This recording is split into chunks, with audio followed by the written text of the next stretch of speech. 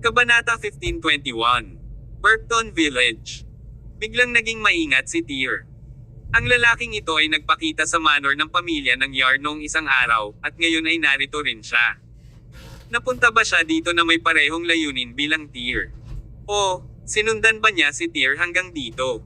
Gayunpaman, ang pangalawang posibilidad ay mabilis na pinasyahan ni Tyr. Kung talagang sinusundan siya ng lalaking iyon, hindi niya hahayaang makatawag ng pansin sa kanya si Lumpo Ivar.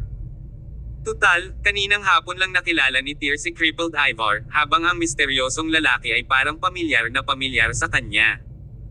Hindi sinasadya, napatingin si Tyr sa lalaking nakaputi, at napag-alamang napalingon din ito at nakatingin din kay Tyr. Ilang saglit lang nagtama ang kanilang mga mata bago muling umupo ang lalaking nakaputi. Inalis din ni Tyr ang tingin at pumikit para gumaling. Ang minibus ay nagmaneho hanggang sa labas ng pangunahing sentral na zona ng Southern Lambert City, pagkatapos ay dumaan sa isang semi-urban na lugar, at sa wakas ay nakarating sa isang malayong kalsada. Dahil sa lubak-lubak na biyahe, halos masuka ang maraming pasahero. Makalipas ang halos 40 minuto, sa wakas ay huminto ang bus. Pagkabukas pa lang ng pinto nito ay bumungad sa labas ang isang napakalamig na hangin. May mga pasaherong nagmamadaling lumabas ng bus at samuka sa kung saan sa labas. Nang makita ng Lumpo na si Ivar ang isang nasa katanghaliang gulang na babae na nakasuot ng magagarang hiyas na nagsusuka, sinundan niya ito ng may pag-aalala. Hoy! Anong ginagawa mo? The journey was too bumpy. Hindi man lang ba ako masusuka? Medyo hingal na sagot ng medyo may edad na babae. Kasabay nito, nagtakbuhan din ang ibang pasahero palabas ng minibus at nagsuka-suka sa lupa. With reddened eyes, Crippled Ivar anxiously yelled at the crowd, "All of you better swallow it back. You can't vomit here." Ang pagkalito at sama ng loob ay nakasulat sa buong mukha ng lahat. Sa wakas, may sumisigaw, "Anong sinisigawan mo? Nasa gitna tayo ng kawalan. Bakit hindi tayo pwedeng samuka dito?" Noon lang, biglang binuksan ng bus driver ang headlights. Pinaliwanagan ng liwanag ang nasa unahan nila at pinaliwanag din ang paligid. Ang sumunod na segundo, ang naguguluhan pa ring mga tao ay naiwang tulala. Napatalon pa nga sa takot ang ilan sa mga mas mahina ang loob. Nakapagtataka, may maliliit na dalasdes sa paligid nila. Ang lugar na ito ay isang sementeryo. Arg! Takot na takot ang babaeng nasa katanghaliang gulang na unang samuka kaya namutla ang mukha nito. Anong klaseng lugar ang dinala nyo sa amin? Bakit may mga libingan kung saan-saan? Ituloy mo ang pagsusuka. Mag-iingat ka na lang sa pagdating ng mga espiritu sa iyo sa gabi, banta ng baldado na si Ivar, malamig na tinitigan ang mga taong ito. Sa oras na ito, lahat ay nakalabas na sa minibus. Gaya ng inaasahan, si Tyr ay ganap na hindi naapektuhan ng sementeryo. Sa sobrang daming bangkay na nakita niya noon, hindi siya magugulo kahit na may mga bangkay na nakahandusay sa kung saan-saan, lalo pang matakot sa ganitong sementeryo. Nakapiyansa sa dulo ng sementeryo, itinuro ng Lumpo na si Ivar ang isang lugar sa ibaba at sinabing, naroon ang Ghost Market. Nagbubukas ito ng maaga sa umaga at nagtatapos bago mag-umaga. Siguraduhing babalik dito ng alas 6 ng umaga. Hindi ka hihintayin ng boss. Habang ang lahat ay gulat na gulat pa rin at sinusubukang i-proseso ang katotohanan na sila ay nasa isang sementeryo, ang lalaking nakaputi ay nagsimula ng magtungo sa direksyon ng Ghost Market. Sa mabilis na paglakad, nawala siya sa paningin ni Tyr at ng iba pa sa isang kisap mata.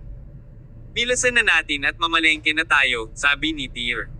Walang pag-aalinlangan, agad niyang inakay sina Connie at Dixon patungo sa kanilang destinasyon.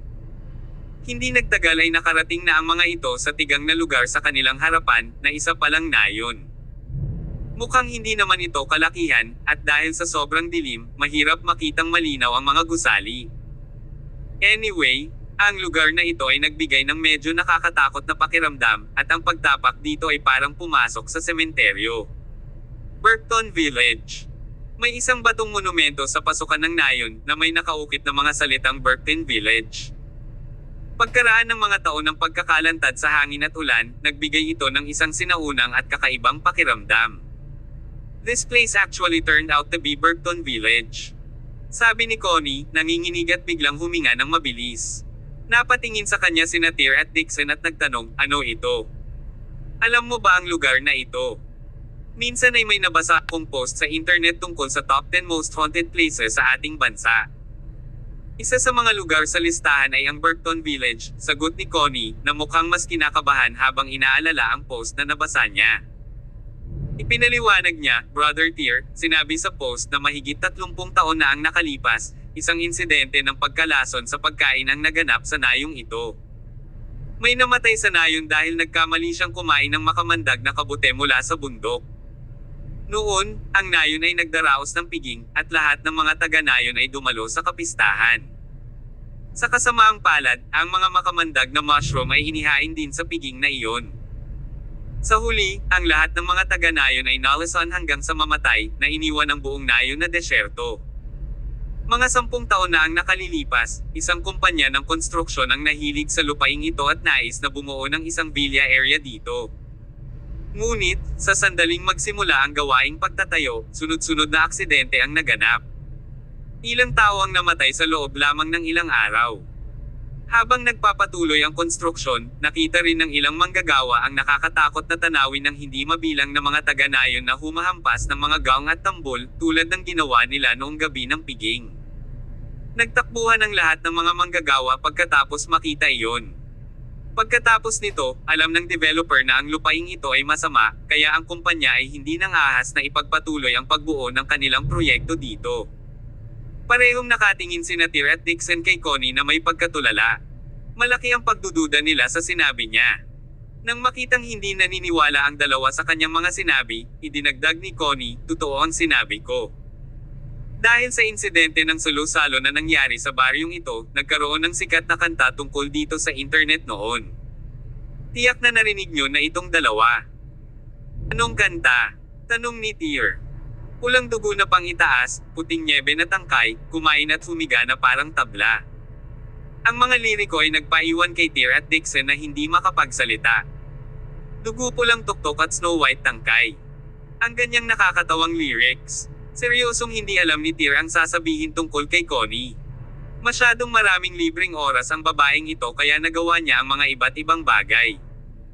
Dixon, you better marry this girl as soon as possible, walang magawang sabi ni Tyr. Naguguluhan si Dixon. Anong nagmamadali?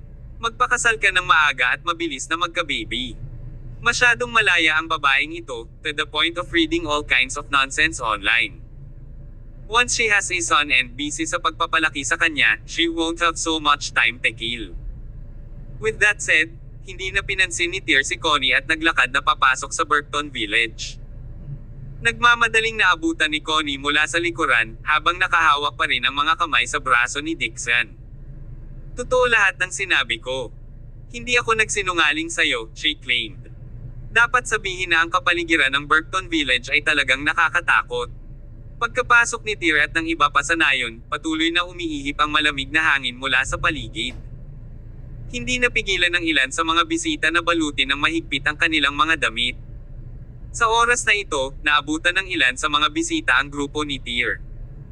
Sa ilalim ng madilim na liwanag ng buwan, naririnig nila ang tunog ng iba pang mabilis na paghinga mula sa malayo. Kabanata 1522. Ang Ghost Market.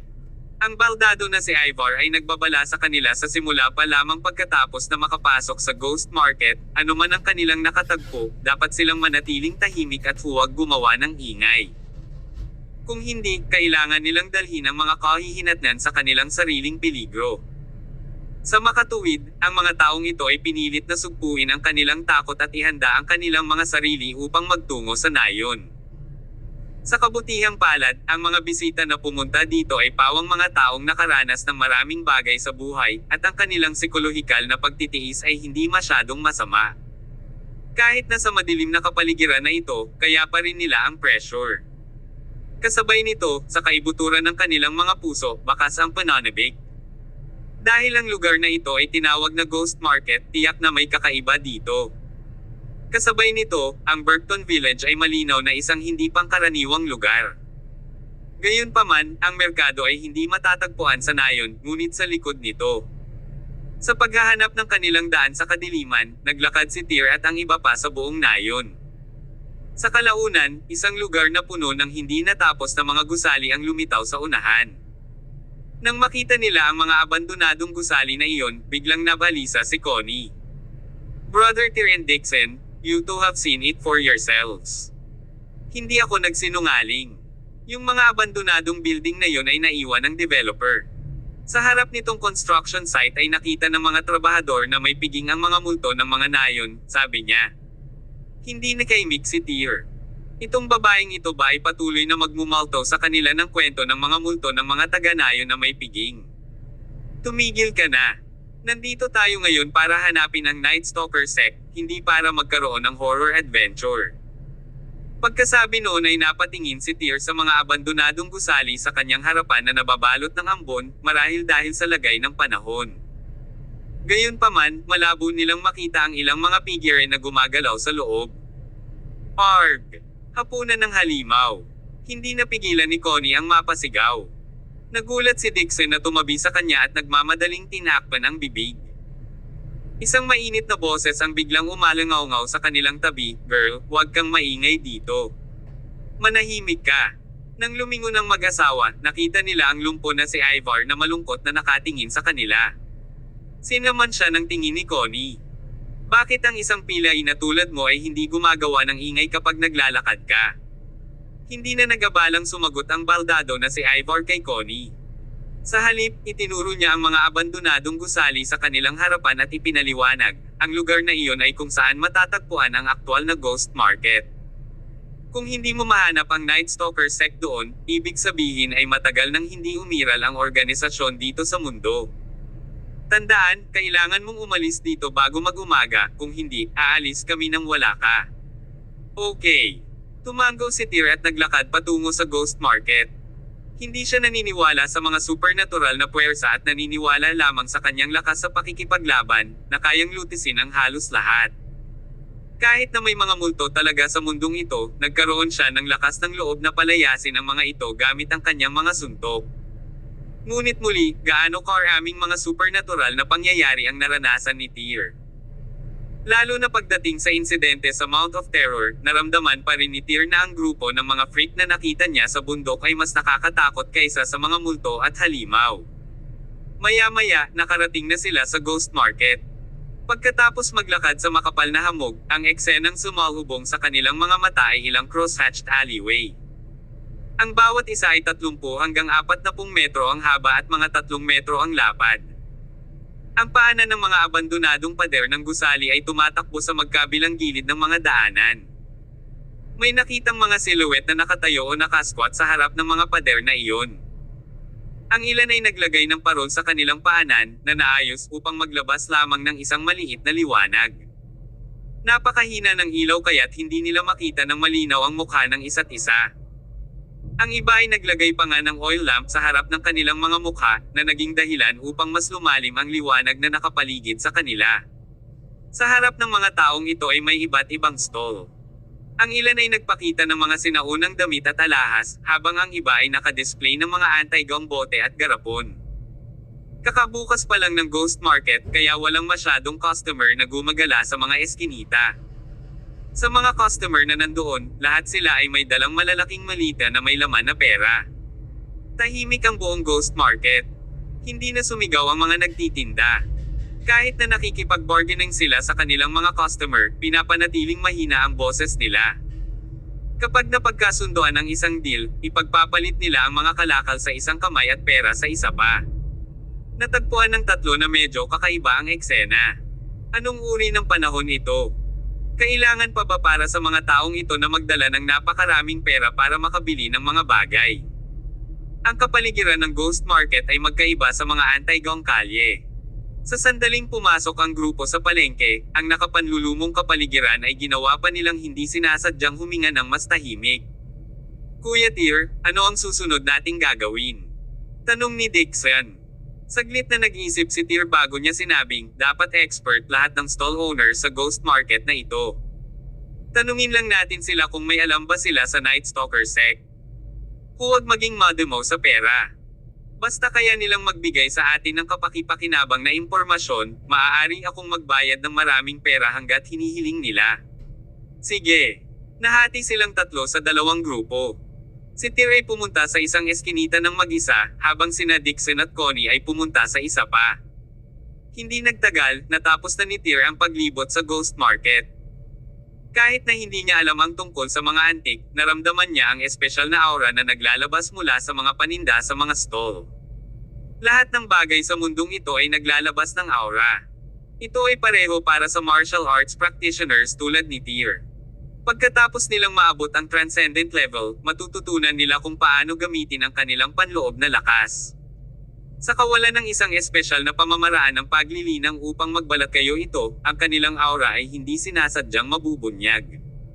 Pare-parehong totoo para sa mga anti-gong ito.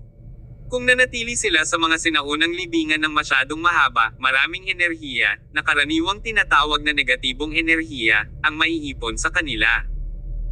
Maaaring hindi maramdaman ng isang tao ang aura ng isang antigo, ngunit sa napakaraming mga antik na pinagsama-sama dito sa Ghost Market, isang malaking kabuuan ng negatibong enerhiya ang nagsama-sama at bumuo ng isang omnipresent na aura.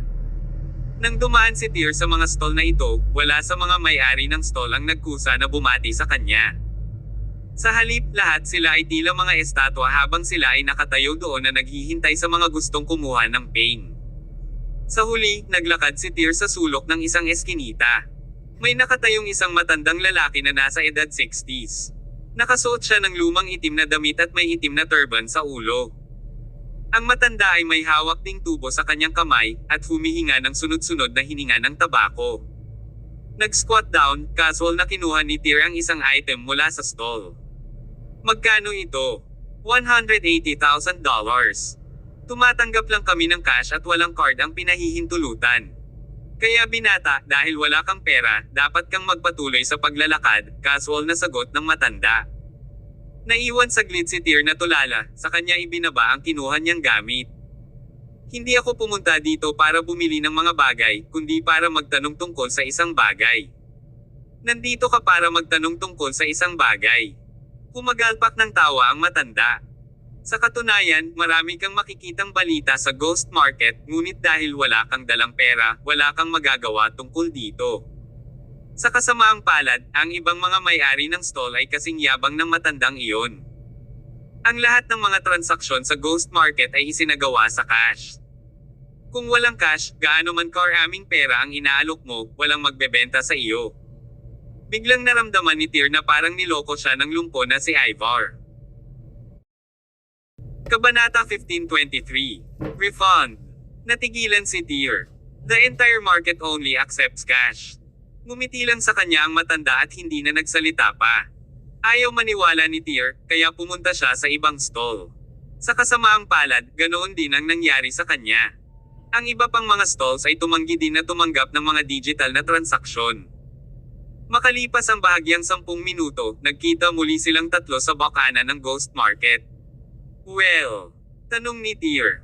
Though, given Connie and Dixon's frustrated looks, nahulaan na ni Tyr kung ano ang nangyari sa kanila. Galit na pinadyak ni Connie ang kanyang mga paa at nagmura, anong klaseng market ito? Paanong cash lang ang tatanggapin nila sa panahong ito? Sino ang nagdadala ng napakaraming pera sa mga araw na ito? Galit at inis ako. Habang patuloy siyang nagrereklamo, pumasok ang isa pang grupo ng mga customer mula sa labas. Dapat ay bagong batch sila ng mga customer na kara-rating lang. Napansin ni Tyr at ng iba pa na ang mga taong ito ay may dalang mga kahon ng pera sa kanilang mga kamay. Tila ang patakarang cash only ng Ghost Market ay hindi isang bagong bagay. Kuya Tyr, may nahanap ka ba? Tanong ni Dixon. Wala. Walang magawa si Tyr. Kung walang pera, mahirap gumawa ng kahit ano dito. Kung ganoon, gusto mo bang humanap ng mapagkakakitaan natin? Pagkasabi noon, hinaila kaagad ni Dixon ang isang customer na kakapasok lang at tinanong, Dude, can you give me some cash? I'll transfer the money to you with my phone. Nakatingin kay Dixon na parang tulala, tumalikod na lang ang lalaki at naglakad palayo. $10,000 para sa $12,000, ano ang sasabihin mo? Tanong ni Dixon na medyo nag-aatubili. Gayunpaman, ang mga taong ito ay patuloy na hindi pinansin. Maliwanag, ang kanilang tugon ay malinaw na nagmumungkahi na kung sila ay nakarating dito upang bumili ng mga antik, bakit sila magiging interesado sa maliit na halaga ng pera na iniaalok ni Dixon. Forget it. Balik na tayo. Pwede na tayong bumalik bukas, sabi ni Tyr na tumalikod na at walang pagdadalawang isip na lumabas ng palengke. Sa muling pagdaan sa Burton Village, bumalik ang grupo ni Tyr kung saan sila bumaba ng bus kanina. Pagdating nila, nadatnan nilang nagkukumpulan na ang malaking grupo ng mga pasahero sa harap ng minibus. Ito ang lahat ng mga taong dinala ni Lumpo na si Ivar dito kanina. Nang napagtanto na ang ghost market ay tumatanggap lamang ng pera, nadama nila na sila ay na-scam at ngayon ay nakikipagtalo sa pilay. You cripple! Bakit hindi mo sinabi sa amin noon na cash lang ang tinatanggap ng ghost market? Sa halip, pinapunta mo kami dito ngayong gabi pero bumalik na walang dala. At nawalan pa kami ng $100,000 na bayad sa transportasyon na wala kaming napala. Ilang pasahero ang hindi nasiyahan at sinusubukang mga tuwiran kay Lumpo Ivar. Sa harap ng lahat ng ito, laging may ngiti sa mukha ni Lumpo Ivar. Obviously, sanay na itong lalaking ito na harapin ang ganitong uri ng alitan. We are only responsible for bringing you here. We're not obliged to tell you the rules, okay? Now that you've learned the rules, what if you all come back tomorrow and revisit the market? Syempre, pagbalik mo bukas, maaari akong mag-alok sa iyo ng 10% diskwento. Ano sa palagay mo ang tungkol sa $70,000 para sa mga bayarin sa transportasyon? Agad na nagalit ang isa sa mga pasahero. Sisingilin mo ba kami para bumiyahe dito bukas? Of course. We're doing business, not charity. This is not cool, man. Pinapunta mo kami dito nang walang napala. You have to refund the fees. Oo, refund. Lalong mabangis ang mga pasahero, sa bandang huli, kahit ang Lumpo na si Ivar ay hindi na napigilan. Sa sandaling iyon, ang matigas na driver ay direktang tumalon pababa mula sa minibus. Bitbit ang isang palakol sa kanyang kamay, marahas niyang tinadtad ito patungo sa pintuan ng sasakyan. Shut up, all of you. Kung sino man sa inyo ang maglalakas loob na sumigaw ulit, maniwala kayo o hindi, sisirain ko kayo. Sa katunayan, hawak ang palakol, ang driver ay tila nakakatakot. Kaagad, ang mga pasahero ay hindi na naglakas loob na sumigaw ng malakas. Nasa gitna sila ng kawalan. Kung puputulin sila ng palay, baka dito na lang sila mamatay. Sige, kalimutan mo na. These customers had finally conceded. Bumalik na lang muna tayo at ihanda ang cash. At most, we can just find another car to bring us here, we've already come here once anyway. Inilabas ng driver ang hatchet mula sa pintuan ng sasakyan at malamig na tumikim. Kung makakahanap ka ng ibang sasakyan na pumayag na dalhin ka dito bukas, kung gayon ang pagkawala ko.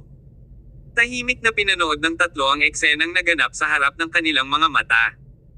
Sa totoo lang, naramdaman din nila na unethical ang ginagawa ni Crippled Ivar at ng driver. Hindi lang nila niloko ang mga pasahero, tinakot pa sila. Ngunit, alam nila na para kumilos si Crippled Ivar ng labis-labis, tiyak na mayroong isang taong nakatalikod. Kaya naman, nadama ni Tyr na hindi na kailangang humakbang at isangkot ang kanyang sarili sa hindi kinakailangang gulo. Naglakad ang tatlo patungo sa minibus. Makalipas ang halos kalahating oras, halos lahat ng pasahero ay bumalik sa minibus, maliban sa lalaking nakasuot ng puti na may dalang espada sa kanyang likod. Bagamat sa una ay nabanggit na ang bus ay aalis ng madaling araw, sila ay natapos ng mas maaga.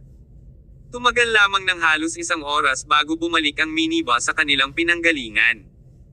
Sa oras na sila ay dumating pabalik sa lungsod, ito ay halos 4:00 ng umaga. Lahat ng mga pasahero ay nagmumura habang sila ay umalis. Samantala, nanatili sa sasakyan sina Tyr, Dixon, at Connie. Lumapit ang baldado na si Ivar na may ngiti sa labi at sinabing, "Kuya, nakarating na tayo." Marahil dahil nalaman ng lalaking ito ang mga pagkakakilanlan ni Tyr at ng kanyang mga kaibigan, nanatili siyang magalang sa kanila, kahit na kumuha ng sigarilyo sa kanyang bulsa at inalok ito sa kanila. It's time for you to get off the minibus. We can meet up again tomorrow, same time, same place. What do you say if I offer you a 20% discount? Hindi kinuha ni Tyr at ng kanyang mga kasamahan ang sigarilyong iniabot ni Lumpo Ivar. Sa halip, tinitigan lang siya ng mga ito na may mahinang ngiti. Biglang nakaramdam ng lamig sa kanyang gulugod, nagpatuloy si Crippled Ivar, "Brother, every line of business has its rules. We only act as per the rules. All newcomers have to visit the ghost market twice." Nanatiling tahimik si Tyr, habang bahagyang nakasimangot si Ivar. Lumapit muli ang driver na iyon dala ang palakol at nagmura, "I don't give if you all want to ride with US again or not. We're done for today. Bumaba ka na sa boss." With that, iwinagayway ng driver ang hatchet sa harap ni Tyr at ng iba pa. Malungkot ang ekspresyon ni Tyr, habang si Dixon ay sumugod, hinablot ang hatchet mula sa driver, at mabangis na nilaslas ang kanyang katawan. "Arg!" Isang malungkot na sigaw ang nanggaling sa driver. Ang isang braso niya ay pilit na pinutol ni Dixon. "Medyo malayo ang pupuntahan nyo, di ba?" Ani ng baldado na si Ivar, nagulat sa eksenang tumulo sa kanyang noo ang isang patak ng malamig na pawis. "Medyo malayo pa ang pupuntahan natin." Tumayo si Tyr at hinawakan ng isang kamay ang kwelyo ni Crippled Ivar. "Don't waste my time. Hintayin mo ako dito bukas ng 11:00 ng gabi. Kunin mo na lang kaming tatlo. Ako, ayokong makakita ng ibang pasaherong nakasakay sa amin bukas kung hindi kayo magpapakita o magtangkang makipaglaro sa anumang kahihinatnan, kailangan ninyong harapin ang mga kahihinatnan." Pagkasabi nun ay agad na umalis si Tyr. Nang malapit na siya sa pintuan, lumingon siya at idinagdag, "Sabi mo ikaw ang pinakamaalam na tao sa Southern Lambert City. Kung gayon, dapat mong malaman kung sino ako. My name is Tyr Summers. Nowadays, tinatawag ako ng mga tao sa martial arts community bilang Summers King." "Tyr, the Summers King." Ungol ni Pilyong Ivar, agad na natulala nang marinig ang mga salitang iyon. Maging ang driver na kanina pa nagmamayabang sa tabi niya ay biglang tumikim at hindi na naglakas loob na magpakawala ng kahit isang tili. Kabanata 1524. Namutla sa pagbanggit ng Night Stalker sect. Kinabukasan, sa tulong ng maharlikang pamilya ng Quelch, direktang nag-withdraw si Tyr ng $10 milyong na cash mula sa bangko. Nang gabing iyon, halos mag-aalas 11, nagmaneho sina Tyr, Dixon, at Connie sa pasukan ng Anti-Gong Kalye. Ang minibus na sumando sa kanila kahapon ay napalitan ng medyo bagong multi-purpose vehicle. Kasabay nito, ang driver ay pinalitan ng isang binata sa edad na 30. Kahapon, gumamit si Dixon ng palakol para putulin ang braso ng dating malisyosong driver. Hindi na posible para sa kanya na magpatuloy sa pagtatrabaho bilang driver. Nang mamataan niya ang tatlo na naglalakad patungo sa kanilang tagpuan na may dalang ilang kahon ng pera, si Lumpo na si Ivar ay tumakbo sa kanilang direksyon mula sa malayo. "Hello mga master, andito na po kayo. Kanina ko pa kayo hinihintay simula 8:00. Kung ikukumpara kahapon, ang ugali ni Crippled Ivar ay lubos na bumuti. Gaya ng inaasahan, ang pinakamalaking dahilan sa likod ng kanyang pagbabago ay ang pagbubunyag ng pagkakakilanlan ni Tyr bilang Summers King. Bago ito, nang ipaalam ni Dalton kay Tyr na siya ang pinangalan ng pinakamataas na hari ng komunidad ng martial arts ng Celestial Empire, hindi talaga nagustuhan ng binata ang kanyang bagong pagkakakilanlan. Ngunit ngayon, napagtanto niya na maaari nitong gawing mas madali ang kanyang buhay sa maraming aspeto. "Sir, I'll carry your things to the car?" Ani Lumpo na si Ivar, na inilahad ang kamay kay Tyr. Ang taong ito ay maaaring isang baldado na kinailangang gumalaw kapag siya ay naglalakad, ngunit siya ay may mahusay na lakas ng braso. Hindi na kailangan. Masyadong tamad si Tyr na makipag-usap sa mga taong tulad ni Crippled Ivar. Kaya, dala-dala na lang niya ang mga kahon ng pera at naglakad patungo sa sasakyan, kasunod sina Dixon at Connie. Nang makapasok na sila sa sasakyan, biglang sumili ang kakaibang liwanag sa mga mata ng driver nang makita kung magkano ang cash na dala nila. Gayunpaman, matapos natitigan ng Lumpo na si Ivar, ang driver ay hindi na nang-ahas na magkaroon ng anumang masamang pag-iisip. Tumalikod na siya at naghanda sa pagmamaneho. Ang baldado na si Ivar ay hindi nang ahas na suwian ang utos ni Tyr mula kahapon. Sa makatuwid, sina Tyr, Dixon, at Connie lang ang dinadala sa Ghost Market ngayon. Humandar ang sasakyan at tumungo sa direksyon ng Burkton Village. Sa pagkakataong ito, sadyang dumungaw sa bintana si Tyr at sinubukang alalahanin ang daan papunta doon, ngunit hindi nagtagal ay natuklasan na nang umalis ang sasakyan sa labas ng lungsod, dumaan sila sa maraming sanggang daan sa kalsada. Karamihan sa mga tao ay mahihirapang alalahanin ang kumpletong ruta. Bilang karagdagan, dahil sila ay naglalakbay sa gabi, ang hamog na ulap ay lumilitaw sa paligid nila paminsan-minsan, na kung saan ay mas mahirap tandaan ang daan. Ito mismo ang dahilan kung bakit si Crippled Ivar at ang kanyang mga kasamahan ay nangahas na sumalungat sa propesyonal na etika at magpatakbo ng isang immoral na negosyo. Hindi lang sila naniniwala na may makakapagmaneho sa kanilang sarili sa Burkton Village pagkatapos na nakapunta doon minsan. Bandang hating gabi, huminto ang multi-purpose vehicle sa same graveyard na ibinaba sa kanila kahapon. Bumaba sina Tyr, Dixon, at Connie sa sasakyan, pagkatapos ay naglabas ng isang stack ng cash mula sa bag at inihagis ito sa kotse. Pagkatapos noon, tumalikod na lang ang grupo at naglakad patungo sa Burkton Village. Ang Ghost Market ay nagbukas para sa negosyo sa hating gabi. Sa kasalukuyan, lampas na ng hating gabi, kaya lahat ng dapat naruroon ay dumating na. Pumasok ang tatlo sa palengke dala ang kanilang pera. Katulad noong nakaraang araw, nahati sila sa dalawang grupo at nagsimulang magtanong tungkol sa Night Stalker sect. Bumalik si Tyr sa stall ng matanda na binisita niya kahapon. Muli, may hawak na tubo ang matanda at walang humpay na naninigarilyo. Tinanong niya, may dala ka bang pera ngayon? Oo. Tumango si Tyr. Inilagay ang kahon ng pera sa kanyang mga kamay sa harap ng matanda, binuksan niya ito, at tumambad na ang buong kahon ay puno ng pera. Sir, ikaw ba mismo ang pumapasok sa mga libingan? Tanong ni Tyr. Hindi sumagot ang matanda bagkus ay pinaikit niya ang kanyang mga mata at gumawa ng gesture na nagkukuskos ng pera kay Tyr. Naunawaan kung ano ang ibig niyang sabihin, agad na inilagay ni Tyr ang isang stack ng pera sa kamay ng matanda, pagkatapos ay nagtanong, lahat ng mga kalakal na ito na iyong ibinebenta, personal mo bang kinuha ang mga ito mula sa mga libingan? Oo. Napakasimpleng sagot ng matanda na walang itinatago. So, aling sekta ng pagnanakaw ng nicho ang pinakasikat sa Southern Lambert City? Tanong ni Tyr. Muli, hindi nagsalita ang matanda at nagpatuloy sa pagpikit ng mata kay Tyr. Feeling impatient, itinulak ni Tyr ang isang malaking balumbo ng mga perang papel sa kamay ng matanda. Sagutin mo na lang kung ano man ang itatanong ko. Walang sikat na organisasyong nagnanakaw ng libingan sa Southern Lambert City sa ngayon. Lahat sila ay maliliit na mga ngalakal, sabi ng matanda. Hindi naman tama yun, di ba? Kumunat ang noo ni Tyr. What about the Night Stalker sect? Biglang kumunat ang kilay ng matanda at nagsalita na may bakas ng pagtataka at pag-aalinlangan sa tono, Night Stalker sect. Binata, marami ka na bang napanood na pelikula? Bakit ka magtatanong tungkol sa Night Stalker sect? At nasaan sila? Bakit hindi ako makapagtanong tungkol sa kanila? Medyo natarante si Tyr. Samantala, mas naging solemn na ang ekspresyon ng matanda na para bang gumagawa siya ng makabuluhang desisyon. Ilang sandali pa, ibinalik niya sa kamay ni Tyr ang lahat ng perang natanggap niya.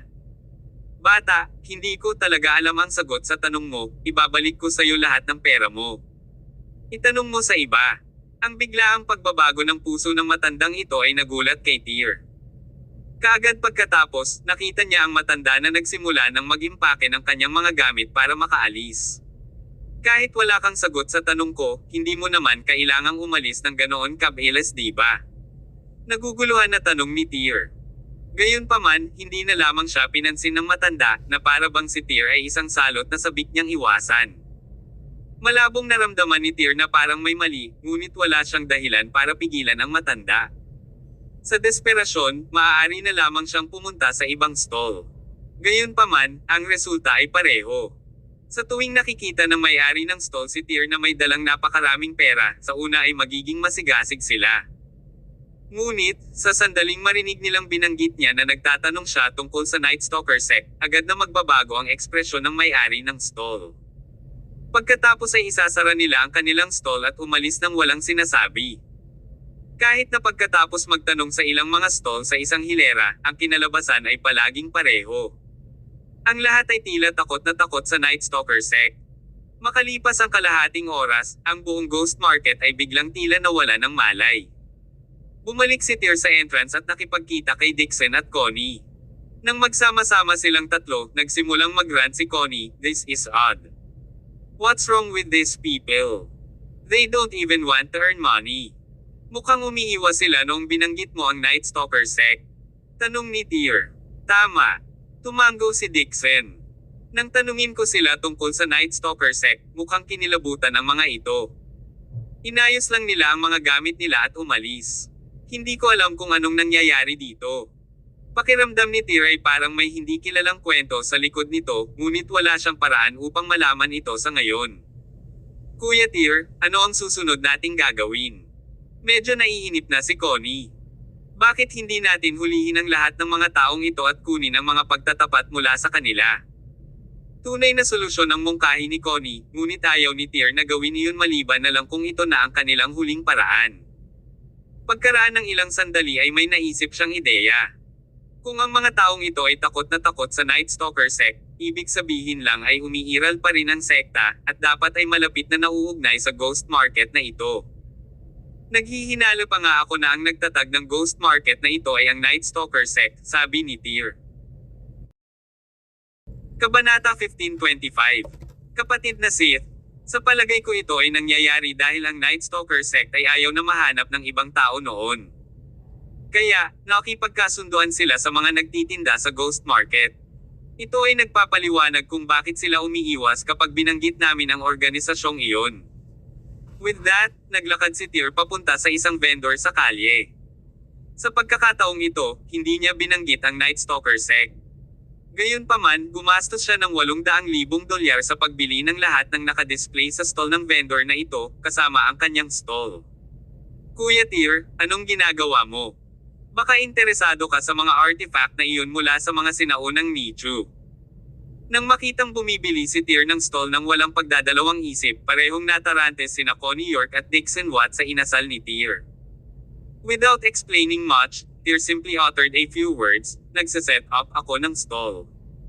Nagkatitigan sina Dixon at Connie. Wala silang ideya kung ano ang nakuha ni Tyr sa kanyang manggas. Sa oras na ito, kinuha ni Tyr ang Night Stalker seal na dala niya. Pagkatapos, inilagay niya ito sa pinakasikat na posisyon sa kanyang stall. Night Stalker seal. Para lang sa kung sino ang nakatadhana. Mahina ang boses ni Tyr. Kahit hindi siya maingay, matinis ang boses niya. Agad, narinig ng lahat ng tao sa loob ng ilang kalye malapit sa stall ni Tyr ang kanyang boses. Halos sabay-sabay itong nangyari. Lahat ng nagtitinda at customer ng Ghost Market ay nakatingin sa direksyon ni Tyr. Ang ilang mga tao ay tila nalilito, habang ang iba naman ay tila namangha. Ngunit, samantala, mayroon ding isang mahusay na pakikitungo sa pag-usisa. Para sa mga ordinaryong customer ng Ghost Market, ang artifact na may mga katulad ng Night Stalker seal ay umiral lamang sa mga nobela ng pagsalakay ng nicho. Hindi kailanman naisip nila na ang gayong artifact ay umiiral sa katotohanan. Isa-isa, may mga taong unti-unting nagkukumpulan patungo sa stall ni Tyr. Sa loob ng 10 minuto halos lahat ng tao sa Ghost Market ay nagtipon-tipon sa harap ng kanyang stall. Sa pagtingin sa sitwasyong ito, nagulat sina Connie at Dixon. Gayunpaman, sa parehong oras, isang masamang pakiramdam ang bumangon sa kanilang mga puso. Marahang hinayla ng dalaga ang sulok ng sando ni Tyr at nagtanong, "Kuya Tyr, ano itong sitwasyon? Bakit ang bagay na ito ay umaakit sa lahat sa Ghost Market?" "Wala akong ideya." Pinaikit ni Tyr ang kanyang mga mata at isa-isang iniskan ang mga taong iyon. Pagkatapos, ipinaliwanag niya, dahil ang mga tao ng Night Stalker sect ay ayaw ng mga tao na pumunta sa kanya, kaya kailangan kong gamitin ang pamamaraang ito para lumapit sila sa akin. Kung sa bagay, sinusubukan lang ito ni Tyr. Hindi niya akalain na ang selyong ito ay makaakit ng maraming atensyon sa Ghost Market. "Kuya, authentic ba ang bagay na ito?" Maya-maya lang, lumabas sa gitna ng mga tao ang isang medyo may edad na nasa edad 40. Mukhang medyo interesado siya sa selyo na nakadisplay sa stall ni Tyr. Yumuko na sana siya para kunin ang selyong iyon para suriin ang pagiging tunay nito habang nagsasalita. Ito ba ang parehong selyo na binanggit sa Candle in the Tomb? Walang kaalam-alam si Tyr tungkol sa pagiging tunay ng selyong ito. Gayunpaman, kung ang artifact na ito ay halos nagdala ng buong pamilya ng Yarn sa pagkalipol nito, kung gayon hindi ito dapat na isang pamemeki. Sa paglipas ng panahon, bago pa mahawakan ng lalaking ito ang selyo ni Tyr, isang mahinang boses ang biglang nagsalita sa likod ng karamihan. Parang silvery at fruity ang boses na iyon, huwag mong hawakan. Papatayin ka niyan. Ano? Nataranta ang nasa katanghaliang gulang na lalaki, at mabilis niyang binawi ang kanyang kamay. Nakita niya ang isang binata na nakaputing kasuotan na may dalang sword case nang lumingon siya. Siya ang parehong lalaki na nakilala ni Tyr sa minibus noon. Kagabi, nawala ang lalaking ito pagkatapos niyang pumasok sa Ghost Market. Hindi siya bumalik sa lungsod kasama nila. Gayunpaman, nagpakita siya muli sa merkado ngayon. Biglang tumindi ang interes ni Tyr sa lalaking iyon. Interesado ka bang bilhin itong selyo? Nakita ni Tyr ang binata na naglalakad papunta sa stall niya kaya tinaasan niya ito ng kilay at itinuro ang tanong na iyon sa kanya. Ang lalaking iyon ay tahimik bago ito. Hindi siya umimik. Kaya, ipinalagay ni Tyr na siya ay isang pipi, ngunit ngayon ay tila hindi siya. Hindi niya gustong ibuka ang kanyang bibig. May namuo sa puso ni Tyr. Ang lalaking ito na nakaputi ay hindi isang ordinaryong miyembro ng komunidad ng martial arts. Malaki ang posibilidad na siya ay nagmula sa sinaunang martial arts world. Siya at si Tyr ay malamang naiisa ang layunin na nasa Ghost Market. Tumayo ang binatang iyon sa harap ng stall ni Tyr. Hindi na siya nagsalita pa ngunit tahimik na pinagmasdan ang selyo ng ilang sandali. Pagkatapos noon ay tumalikod na ulit siya at umalis sa lugar. Kakaiba ang lalaking iyon. Hindi napigilan ni Connie ang mag-rant. May urge si Tyr na sundan ang lalaking iyon para malaman kung ano ang nangyayari. Akmang hahabulin na ni Tyr ang lalaking iyon nang hindi namamalayan, may nagsalita pa mula sa karamihan. Malakas na boses iyon na may autoridad na tono. Ang boses na iyon ay nagtanong, ang Night Stalker seal ay hindi basta-basta ilalabas at ibenta. Ikaw, sino ka? Sabay-sabay nang magsalita ang taong iyon, ang mga tao ay biglang lumipat sa gilid at malay na gumawa ng paraan para sa lalaki. Ang lalaking lumabas sa karamihan ay hindi nag-iisa. Dumating siya kasama ang isang grupo. Ang lalaking nangunguna ay isang mature na lalaki sa kanyang late 30s. May balbas siya sa mukha at nakasuot ng napakadesenteng suit. May kasamang 4 na lalaki. Lahat sila nakasuot, may nakatali pa. Dahil sa kanilang mga kasuotan at ugali, ang grupong ito ay parang mga elite sa itaas na karaniwang pumupunta sa mga matataas na lugar. Sila ay lumitaw na wala sa lugar sa magugulong Ghost Market na ito at sa madilim nitong kapaligiran. Magandang araw, Kuya Sith. Magandang araw, Kuya Sith. Habang nag-wall over ang lalaki, medyo maraming vendor ang sumalubong sa kanya. Nang walang kwalim, maraming tao ang nakakakilala sa taong ito. Magalang nilang hinarap siya, gayunpaman, bahagya lang tumango ang lalaki, si Brother Seth, bilang ganti habang patuloy na naglalakad papunta kay Tyr. Ang trio ay patuloy ding sinusukat ang lalaking ito. Ngunit, walang nagawa si Seth kundi yumuko sa harap ng stall at kinuha ang selyong iyon. Mukha siyang napaka-profesional habang sinusuri niya ang seal na pulgada sa bawat pulgada. Inabot ng ilang minuto si Seth bago siya natapos sa pagsusuri. Kasunod nito, medyo naging seryoso ang ekspresyon niya habang nakatingala kay Tyr. Tinanong niya kalaunan, saan mo nakuha ang selyong ito? You are not qualified to know. Napangiwi si Sith sa sinabi ni Tyr. Habang naging malungkot din ang ekspresyon ng mga nasa likod niya. Malaki rin ang ipinagbago ng ekspresyon ng mga nakapaligid sa kanila dahil hindi nila akalain na magiging matapang ang binatang ito na kausapin si Sith sa ganoong tono. Anak, may death wish ka ba?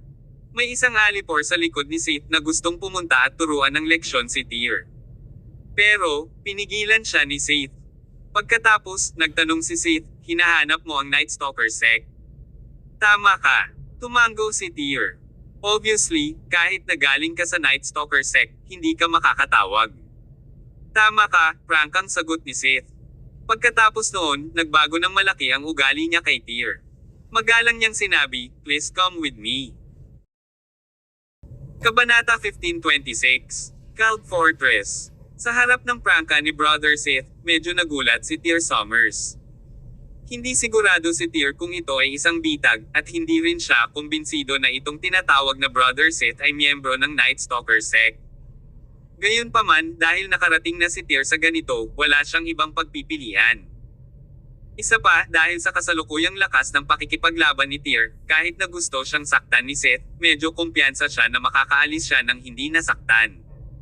Hindi na masyadong nagsalita si Sith pagkatapos noon. Tumalikod na lang siya at umalis pagkatapos niyang magsalita. Hindi nagdalawang isip sina Tyr, Connie York, at Dixon Watt ngunit sinundan siya.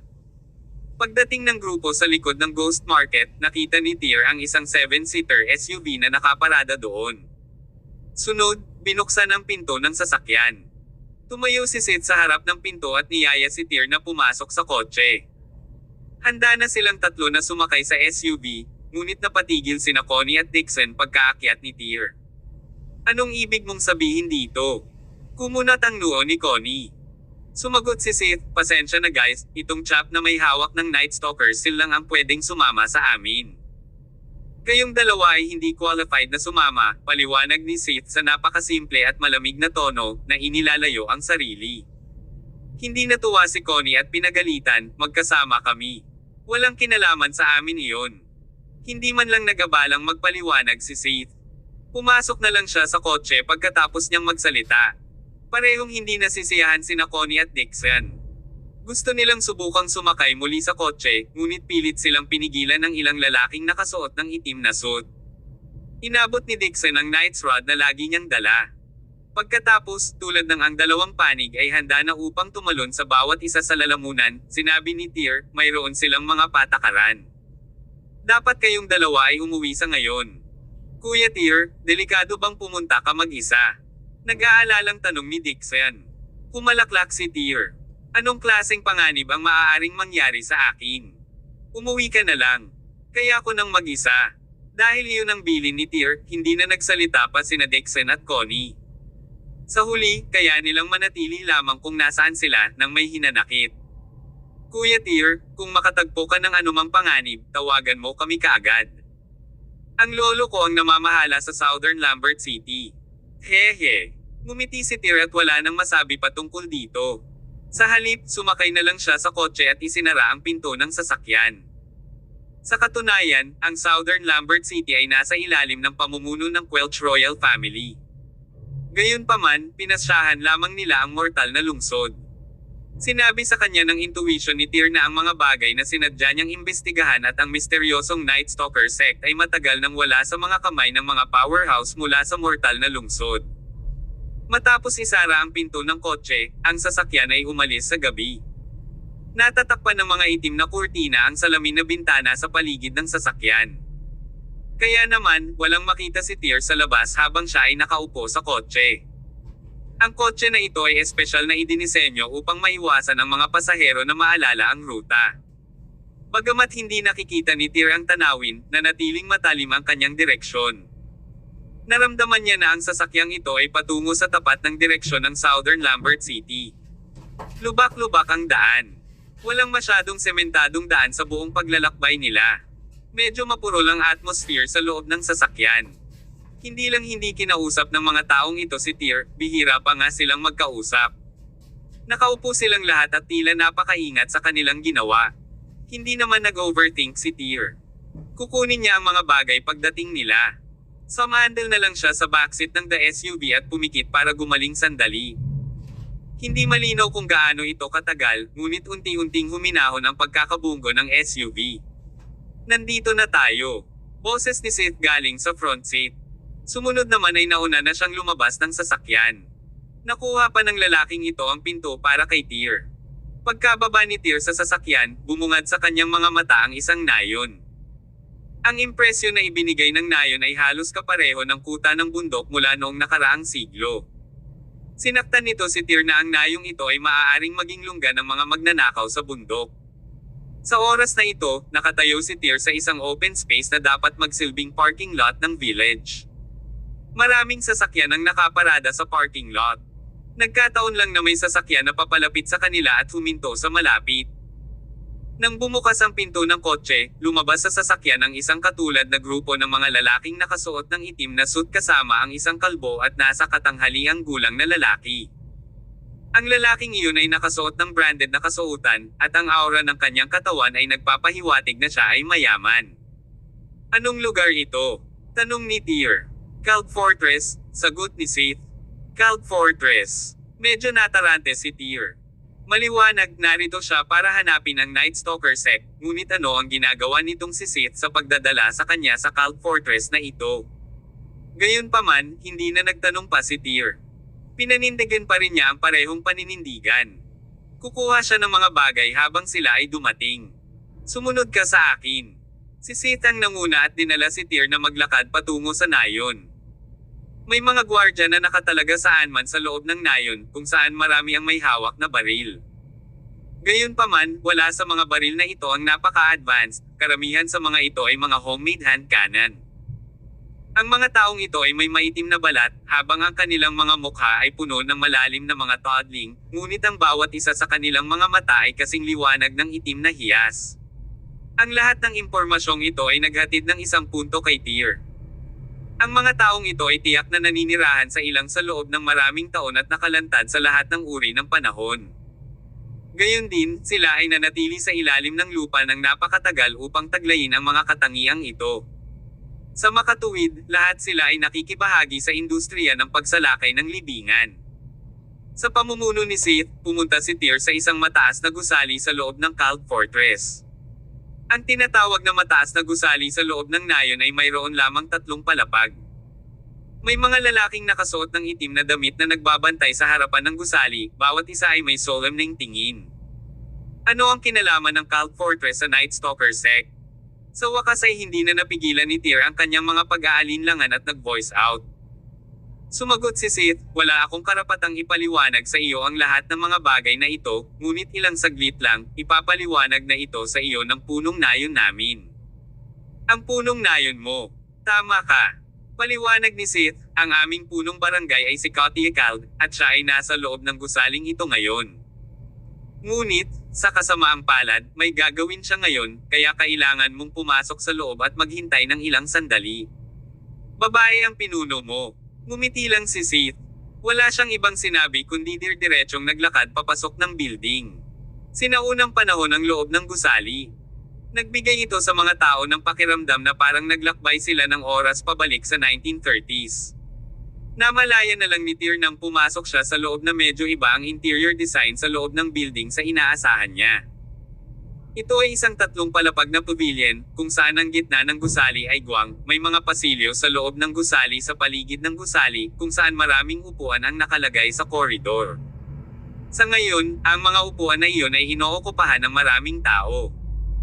Ang mga taong ito ay inayos na maupo sa bilog na nakapalibot sa entablado na inilagay sa gitna ng gusali. Sa ibabaw ng entablado ay may malaking mesa na may nakalagay na subasta. Ito ay isang auction.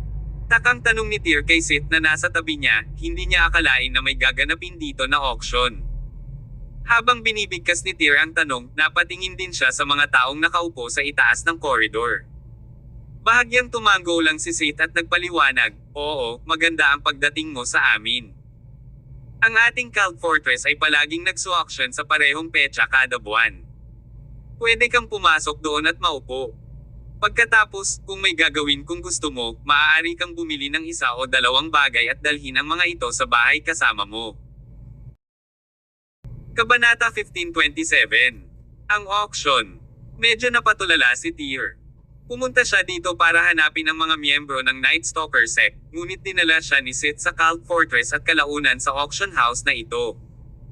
Ngunit, syempre, isang kasinungalingan na pagkatapos ng lahat ng paghihirap na ito, sinabi ni Tyr na hindi siya asar sa kaibuturan.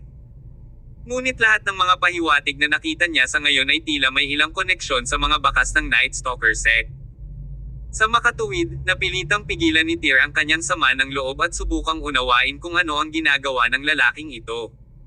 Sa pangunguna ni Sith, nakahanap si Tyr ng mauupuan sa pavilion.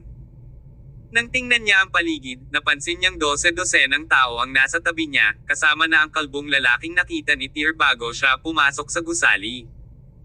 Ang bawat isa sa mga taong ito ay nakasuot ng napakarilag, masasabi ng isa sa unang tingin na ang mga taong ito ay nagmula sa pera. Kung magbabasa si Tyr ng mga financial magazine, makikita niya na marami sa mga taong ito ang madalas na lumalabas sa kanila. Lahat ng mga taong ito ay ang mga bisitang iniimbitahan ng iyong cult fortress. Tanong ni Tyr. Tama ka. Tumango si Seth at nagpaliwanag, lahat sila ay mayayaman na nanggaling sa iba't ibang panig ng bansa. May mga pumunta pa dito mula sa ibang bansa. Kailangan nilang makipag-ugnayan sa amin sa pamamagitan ng isang espesyal na channel para pumunta sa aming auction ngayong gabi. Anong uri ng mga bagay ang isusubasta nyo mamaya? Tanong ni Tyr. Misteryosong ngumiti si Seth at nagpaliwanag, malalaman mo sa lalong madaling panahon. Nandito ka ngayon kapag nagkataon. Personal na mag-host ng auction ngayong araw ang ating hepe. Kaya naman hiniling kong maghintay ka muna dito. Wala siyang oras na makita ka. Kaya kailangan mong maghintay hanggang matapos siya. I see, sagot ni Tyr at tumahimik pagkatapos noon. Ang kapaligiran ng auction house na ito ay hindi katulad ng ibang mga auction house. Hindi naman maingay ang eksena. Ito ay tahimik. Tutal, lahat ng naruroon ay mayayamang tao na may katanyagan at prestihiyo. Sa makatuwid, medyo mataas ang ugali nila. Napansin ni Tyr na bawat isa sa kanila ay may hawak na number plate sa kanilang mga kamay na gawa sa ginto. Itong number plate ay para sa iyo. Inabot ni Seth ang isang number plate kay Tyr. Gawa rin ito sa purong ginto. Nagpatuloy siya sa pagpapaliwanag, kung may isang bagay na interesado sa iyo sa ibang pagkakataon, maaari mong itaas itong number plate upang i-bid. Hindi mahalaga kung wala kang i-bid. Maaari kang umalis gamit ang numerong ito bilang isang souvenir. Okay. Kinuha ni Tyr ang plate number at tinitigan ang central auction stage na hindi kumikislap ang mga mata. Sa oras na ito, pumasok mula sa pasukan ang isang babaeng nasa edad 30s na nakasuot ng tradisyonal na costume. Mukha siyang marangal at matikas. Nakangiting naglakad ang ginang patungo sa auction stage. Pagkatapos, nagsimula siya sa pamamagitan ng pagyuko sa mga bisitang naruroon at saglit na pagpapakilala sa sarili. Pagkatapos noon, sinenyasan niya ang staff na ilabas ang unang item na ipapa-auction ngayon. Isa itong anti-gong florera ng porselana na nahukay kalahating buwan na ang nakalipas. Ang reserbang presyo ay $1.2 milyong. Ang halaga ng unang auction item ay nagulat kay Tyr. Kung iniwan ng isa ang presyo ng item sa labas ng larawan, ang halaga ng florera ng porselana mismo ay hindi nasusukat. Gayon din, halos imposible itong mahanap tulad mahalagang mga antigo sa isang tipikal na auction house sa labas ng mundo. Bukod dito, ito lamang ang unang item sa auction ng araw. Paano mapupunta ang auction kapag ang mga item sa auction na may mas mataas na halaga ay ipinakita sa ibang pagkakataon? Bagamat medyo nagulat si Tyr sa kaibuturan, hindi talaga siya interesado sa mga bagay na ito. Kaya, nakaupo lang siya at pinanood ang iba na nagbibid na madamdamin. Di nagtagal, ang unang item sa auction ay na-auction sa halagang 2 milyon. Pagkatapos, ipinakita ang pangalawang item sa auction. Ito ay isang sinaunang tayback ng Celtic. Hindi pinansin ni Tyr ang pagpapakilala. Ang espadang iyon ay nahukay kamakailan. Ang reserbang presyo para sa espada ay itinakda sa 2.4 milyon. Ito ay eksaktong kapareho ng unang item sa auction. Mabilis na nai-auction ang espada sa napakalaking presyo na 3.1 milyon. Ang ikatlong item sa auction ay ipinakita kaagad pagkatapos. Sa loob ng isang oras, kabuuang 13 ang na-auction na may kabuuang presyo na halos 500 milyon. Ang isa sa mga pinakamahal na item ay nakakuha ng presyong 140 milyon. Ang auction house na ito ay may kakayahang kumita ng napakaraming pera sa napakaikling panahon. Lahat, ang susunod na item ay ang huling auction item ng ating Cult Fortress ngayon. Ito ay hindi isang anti-gong na hukay mula sa isang sinaunang libingan. Gayunpaman, itong bagay ay isang bagay na mas praktikal at mas mahalaga kaysa sa isang antigo. Sa sandaling magsalita si Cotty Cult, biglang naging maingay ang medyo tahimik na eksena. Kahit noong na-auction ang 140 milyong mga anti-gong kagamitan ngayon, ang background ay hindi kasing lakas ngayon. Nakita ni Tyr ang pananabik na bumabalot sa mukha ng maraming tao. Ang Cloud Fortress ay nag-imbite ng 12 ng mga bisita para sa kaganapan, ngunit sa huli, isang katlo lamang sa kanila ang bumili ng mga item na kanilang nakita. Malabong umuwi ang iba ng walang tagumpay. Sa makatuwid, maliwanag na narito ang lahat para sa item na ito ngayon. Ano itong pinakahuling kayamanan? Bigla ring sumikat ang interes ni Tyr kaya tinanong niya si Sith sa tabi niya. Bahagyang napangiti si Sith, ang elixir ng buhay ni Gilgamesh. Ano? Napakunot ang noo ni Tyr at naramdaman niyang medyo lumayo si Sith sa biro niya. Panunukso ni Sith, nagbibiro ako sa iyo, ngunit ito ay isang bagay na katulad. Kung narinig mo ang tungkol sa sinaunang mundo ng martial arts, dapat mong malaman ang tungkol sa isang bagay na iyon. Anong klaseng bagay? Isang gamot na nagpapagaling sa lahat ng sakit, ang banal na gayuma na nagpapagaling ng anumang sugat at nagpapahaba ng buhay. Ano ba ang bagay na ito? Medyo natahimik si Tyr. Napatigil si Sith sa pagsasalita. Noon lang, may bitbit na plato ang isang staff at nagtungo sa auction stage. Isang maselang kahon ang inilagay sa isang plato. Ito ay kasing laki ng palad at mukhang napakahiwaga. Napatingin si Katie sa kahon na may ngiti sa labi. Marahan niyang hinaplos ang kahon. Sinabi niya, lahat kayong naririto ay mayaman at sikat na nagmumula sa buong mundo. Lahat kayo ay may walang limitasyong pera, ngunit ang isang tao ay may 100 taon lamang upang lumakad sa lupa, mayaman man o mahirap. Bukod dito, walang makakatakas sa pahirap ng sakit kapag nasisipa mo na ang balde na maging isang dakot ng alikabok sa kalaunan. Ang bagay tungkol sa pera ay hindi natin dinala sa ating kapanganakan, at hindi rin natin ito madadala sa ating kamatayan. Ito ay makabuluhan lamang kapag tayo ay nananatili sa lupa, sabi ni Katia habang marahang binuksan ang kahon sa kanyang harapan. Sa sandaling binuksan ang kahon, isang walang katulad na nakakapreskong aroma ang kumalat sa paligid sa loob ng ilang segundo, ang auction site ay naligo sa hindi mailarawang aroma na ito. Isang hininga lamang ng aroma na ito ay nagbigay ng pakiramdam ng pagbabagong lakas. Maging si Tyr ay natulala sa kaibuturan. Napaka-pamilyar ng pabango na ito. Nalanghap ni Tyr ang bango. Muli, siya ay tinamaan ng pakiramdam ng pagkatunaw ng lahat ng kanyang pagod. Mas lumakas ang pakiramdam niya at na-refresh. Ang item na ito ay hindi mula sa mortal na mundo, ngunit. Kabanata 1528. Ang Sanguine Magic Fruit. Medyo pamilyar si Tyr Summers sa kakaibang aroma na ito dahil naamoy niya ito ng higit sa isang beses. Una, nangyari ito pagkatapos ma-poison si Cyrene Summers. Noon, nakuha ni Tyr ang kalahati ng 7-petal lotus mula sa Carson York. Ang lotus na iyon ay may pahiwatig ng katulad na amoy. Nang maglaon, ginabayan ng Green Dragon at Black Turtle si Tyr upang mahanap ang Snow Lotus sa Mount of Terror. Ang aroma ng lotus ay nagbahagi ng malaking pagkakatulad sa kasalukuyang pabango. Noon, pagkatapos ng Snow Lotus matured, ang aroma nito ay kumalat sa nakapalibot na hangin, na sumasaklaw sa halos 1 kilometro sa radius. Kaya, ang bangong naamoy ni Tyr ngayon ay kapareho ng Snow Lotus na iyon. Kaya, sigurado si Tyr na ang huling kayamanan na isusubasta sa Cloud Fortress ngayon ay walang alinlangan na isang bagay na hindi makukuha mula sa mortal na mundo ngunit kabilang lamang sa sinaunang martial arts world. Oo naman, ang lihim na pamilya ng Yarn ay may kaugnayan sa sinaunang martial art world.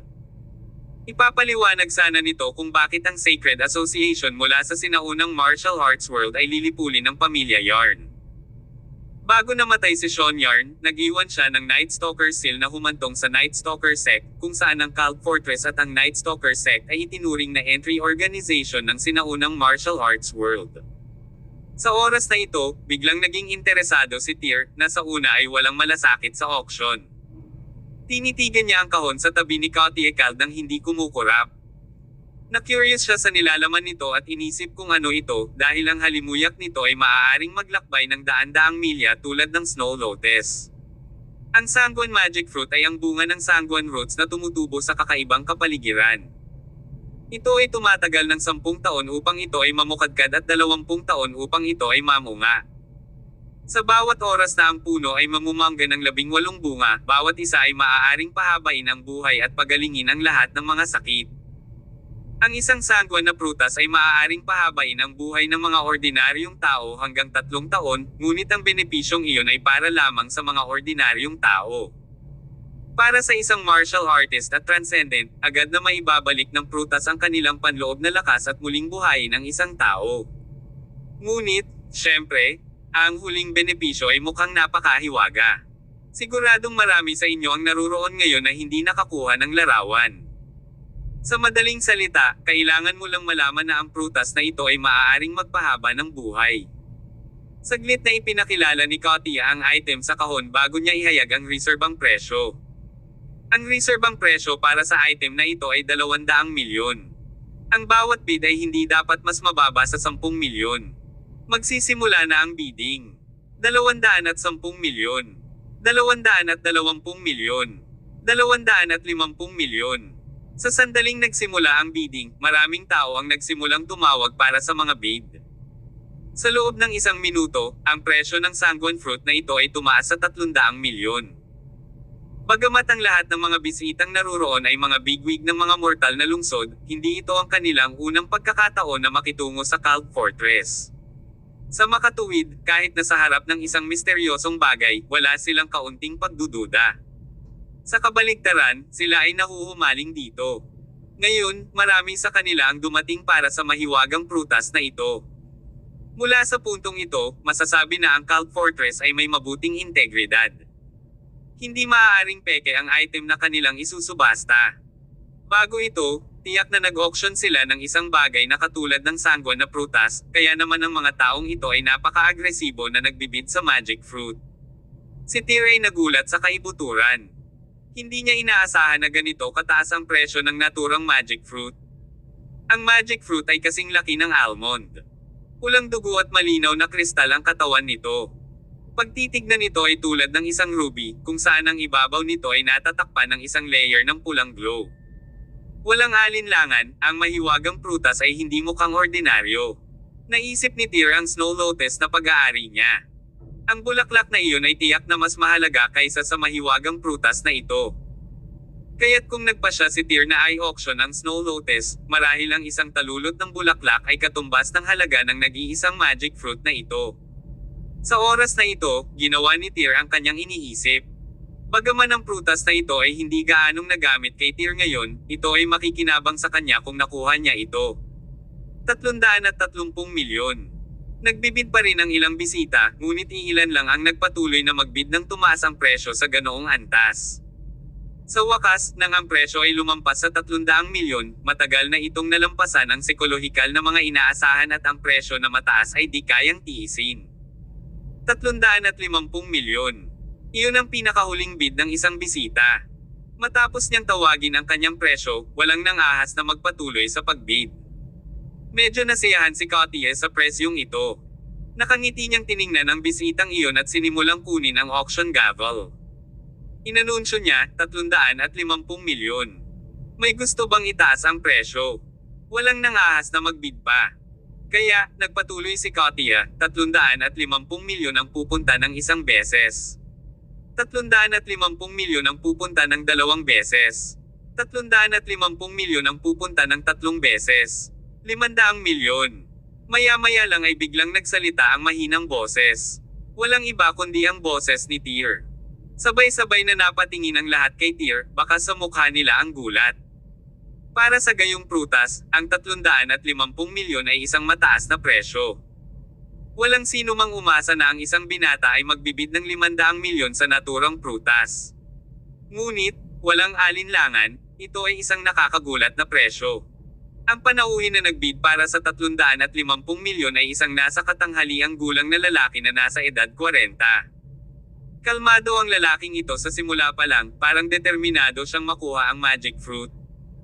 Kung tutuusin, nang umabot sa 350 milyon ang kanyang bid, halos sigurado na siya na makukuha niya ang prutas. Nakakagulat, may magbibid ng 500 milyon sa pinakakritikal na tanda.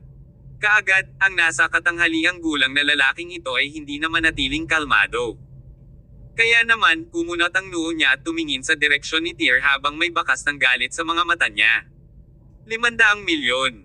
Itong ginoong may hawak ng plate number na 18 ay tumawag ng 500 milyon. May iba pa bang gustong ipagpatuloy ang pagtaas ng presyo?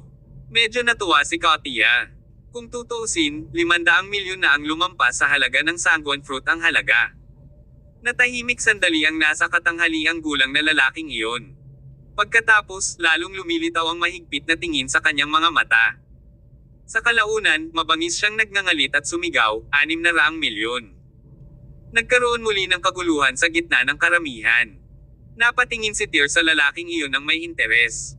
Pagkatapos, tamad niyang itinaas muli ang plate number, 1 billion. Sa isang iglap, nagyelo ang kapaligiran sa auction house.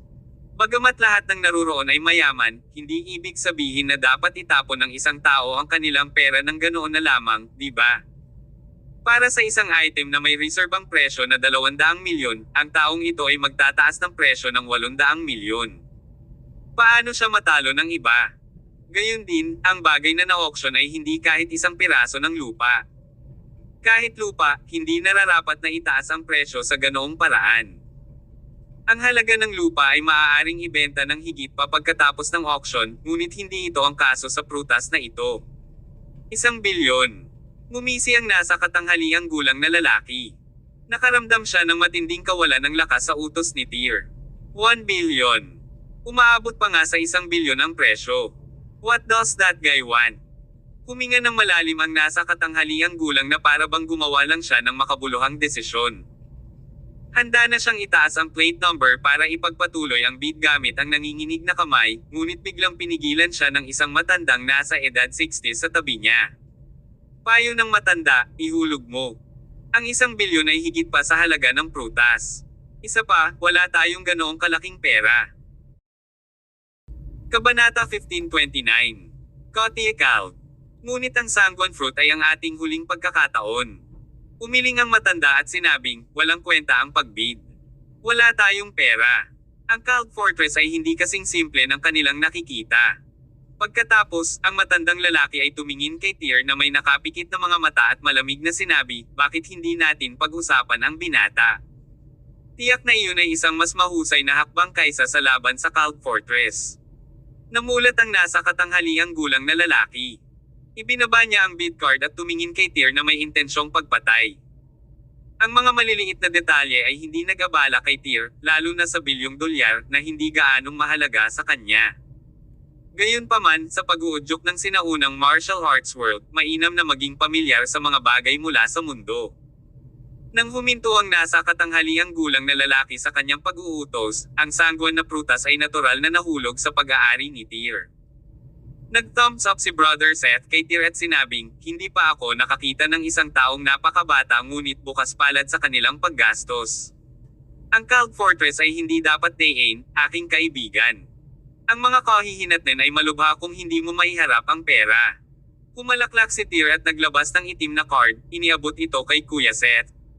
6/8, iyon ang password. Hihintayin ko ang iyong hepe na may dalang bunga ng sanguine pagkatapos ng transaksyon. Tinanggap ni Brother Seth ang card at sinabing, dadalhin ka ng aking mga tao sa likod ng mga bulwagan. Nagpunta si Tyr sa ibang hall. Makalipas ang 20 minuto, lumitaw si Katia Kald na nakasuot ng damit. Bata ka pa, pero sigurado kang marunong kang gumastos ng pera mo. Inabot niya ang sanguine na prutas, nakaimpake ng mahigpit, at itim na card pabalik kay Tyr. Here's your card and the sanguine fruit. Salamat sa pagbili mo. Sana makita pa kita. Tyr received the items and remarked, kaya nga sabi ko ang grave digging ay isang kumikitang field. An auction later, and you're at least a few billions richer. But, more importantly, there's literally no cost involved. Kumunat ang noo ni Katia. Hindi naman talaga ganyan. Bakit kaya? Kumunat ang noo ni Tyr at nagtanong na may ngiti sa labi. Sumagot siya, ang aming mga bagay ay nakuhang lahat mula sa mga sinaunang libingan. Gayunpaman, may malaking gastos, at ang panganib ay hindi dapat biro. Maaaring mawala ang buhay ng isang tao ng ganoon kabilis. Ganito tayo kumikita, sa dugo, pawis, at luha. Sa palagay ko tama ka. Tumango si Tyr at sinabing, saan mo nakuha ang sanguine fruit? Napangiti si Katia. Hindi ito tumutubo sa puno kundi sa mga ugat ng sanguine tree. Ang mga ugat ay maaaring umabot ng ilang dosenang metro ang lalim. Hindi sinasadyang natuklasan ito ng aking mga tao sa paghuhukay. Kung tungkol sa lokasyon, pasensya na hindi ko kaya ibunyag ang higit pa. Nakikita ko. Nang hindi nag-aksaya ng oras sa Sanguine Fruit, sa wakas ay bumagsak si Tyr sa negosyo. Naniniwala akong sinabi sa iyo ni Kuya Sith ang layunin ko rito. Naging malungkot ang kalooban ni Katia nang banggitin ang issue. Ikaw ang unang naglagay ng selyo sa palengke. Wala kang takot. Sabi ni Tyr, I didn't have a choice. This was the only way to look for the people I want to meet. Pagkatapos ay iniba niya ang tono ng usapan. Ano ang koneksyon ng Night Stalker sect at Cloud Fortress? Hindi sinagot ni Katia ang tanong ni Tyr ngunit iniabot ang kanyang mga kamay na nagsasabing, maaari ko bang makita ang selyo? Oo naman. Walang pag-aalinlangan, inilabas iyon ni Tyr at ipinatong sa nakalahad na palad ni Katia. Saglit na pinagmasdan ni Katia ang selyo. Nagdilim ang kanyang ekspresyon nang magsalita siya, nagmula ka ba sa pamilya ng Yarn? Nang marinig ang pangalan, alam ni Tyr na pupunta siya sa tamang lugar. Siya ay prangka pati na rin ang sinabi, hindi ako isang inapo, ngunit ang tanging nakaligtas ay ang aking kinakapatid na lolo, ibinigay niya sa akin ang selyo bago ang kanyang kamatayan, umaasa na sa wakas ay matuklasan ko ang sikreto. Mapapatunayan mo bang totoo ang sinabi mo? Tanong ni Katia. Ngumiti si Tyr. Gusto mong patunayan ko ang relasyon namin ni Sean Yarn. Tama, sabi ni Katia. Hindi ko maipakita sa iyo ang anumang aktwal na ebidensya. Natahimik sandali si Tyr at sinabing, gayunpaman, ako si Tyr Summers, kilala bilang King Summers sa martial arts community. Kung hindi ka naniniwala sa akin, lumabas ka at makipag-usap sa mga tao. Sasabihin nila sa iyo ang relasyon namin ni Sean. Biglang nagbago ang ekspresyon ni Katia. Ikaw si King Summers, ang taong pumalit sa Four Noble Emperors. Narinig mo na ba ako? Tanong ni Tyr. Napangiti si Katia. Oo naman. Ang weird naman kung hindi ko narinig ang pangalan mo. Hindi ko na kailangan maghanap ng pruweba, naniniwala ako sa'yo. Medyo mabilis lang yan. Paano kung peke ako? Tanong ni Tyr. Who dares to commit the heresy? It's an act of suicide, tumawa si Katia. Iniabot ni Katia ang kanyang mga kamay at sinabing, nice to meet you. Ako si Katia Kald, ang pinuno ng Cloud Fortress. Ang lolo ko ay si Aiden Kald, ang huling pinuno ng Night Stalker sect. Ang huling pinuno. Nagulat si Tyr kay Katia. Ibig mo bang sabihin sa akin na wala na ang Night Stalker sect? Natunaw sila mga 20 taon na ang nakalilipas, sabi ni Katia. Ang aking lolo na si Aiden ay patay na sa loob ng 20 taon na din. 20 taon. Pinagsama ni Tyr ang dalawa at napagtanto na nangyari din ang massacre sa pamilya Yarn 20 taon na ang nakalilipas. Ang pagkamatay ng pamilyang Yarn at ang paghihiwalay ng Night Stalker sect ay nangyari 20 taon na ang nakalilipas. Walang duda na konektado ito sa sikretong binabantayan ng pamilyang Yarn. Huminga ng malalim si Tyr at seryosong tumingin kay Katia. Ano ang itinatago ng selyo? Hinihintay mo ba ang pagdating ng isang inapo mula sa pamilya ng Yarn? Eksakto. Tumango si Katia. I've been waiting for the descendants of the Yarn family, pero hindi miyembro ng pamilya Yarn ang dumating, kundi ikaw, King Summers. Ano ang sikreto? Bakit ang Yarn family ang pinuntirya, at bakit ang Night Stalker sect ay natunaw ang kanilang mga sarili? Hindi ko alam kung ano iyon, sagot ni Katia. Ilang taon na ang nakalilipas, dumating si Liam Yarn, ang pinuno ng pamilya ng Yarn, para hanapin ang aking lolo, si Aiden at sinabi sa kanya na nakakita siya ng mapa na may markang libingan. Umaasa siyang matutulungan siya ni Aiden na mahanap ang lokasyon ng libingan. Kabanata 1530. Destinasyon. Isang libingan. Medyo nabigla si Tyr. Hindi niya inaasahan na ang sikreto ay may kinalaman sa isang libingan. At muli, ang pakikipagtulungan ni Liam Yarn sa Night Stalker sect ilang taon na ang nakalilipas ay nagpahayag ng isang malinaw na katotohanan na siya ay makikibahagi sa isang ekspedisyon sa paglilibing. Pagkatapos ng lahat, ang Night Stalker sect ay isang sinaunang at sikat na organisasyon ng Gravedigging.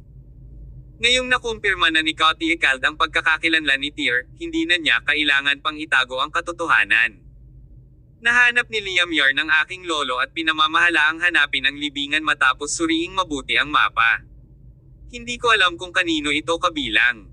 Ang alam ko lang ay lumabas sila dito na may hindi mabibaylang artifact. Ano yun? Tanong ni Tyr. Sumagot si Katia, isang sword fight scripture. Isa sa lubos na pinahahalagahan sa sinaunang martial arts world. Isang banal na kasulatan. Nagulat si Tyr. Ito kaya ang inukit ni Sean Yarn sa puno. Si Tyr ay hindi madalas na nagsasanay ng mga espada ngunit hiniling ni Dalton Alroy na nagbante ng mga papuri na isaulo ang mga galaw at estilo. Ano ang nakuha ng iyong lolo sa libingan? Tanong ni Tyr. Sumagot si Katia, kumuha siya ng ilang artifact at isang tangkay ng halamang gamot. Ang sanguine fruit, nagpatuloy si Tyr. Hindi. Umiling si Katia. Natuklasan ng mga tao ng Cult Fortress ang sanguine na prutas. Ang damong nakuha ng aking lolo ay isa na may matinding katangian ng pagpapagaling. Hindi ako masyadong sigurado kung ano iyon, ngunit ang panggamot na balsamo na ginawa mula sa damo ay gumawa ng mga kababalaghan sa pagpapagaling ng mga sugat. Hinaplos ni Tyr ang kanyang baba at nahulog sa malalim na pag-iisip. Hindi ba't kinuha ni Liam at Aiden ang mga artifact na gusto nila mula sa libingan? Kaya bakit hiniling ni Sean sa kanya, kung gayon, na imbestigahan ang libingan makalipas ang 20 taon? Pwede bang? Biglang pumasok sa isip si Tyr. Tila ganoon din ang iniisip ni Katia gaya ng sinabi niya, nakalipas ang mga taon, natagpuan ng aking lolo at ni Liam Yarn ang libingan at nagawa nilang sakupin ang ilang hindi mabibaylang artifact. Gayunpaman, hindi sila makapasok sa libingan. Ito ang nakita nila sa labas ng libingan. Ang nasa loob ay dapat na mas mahalaga. I suppose so. Tyr nodded.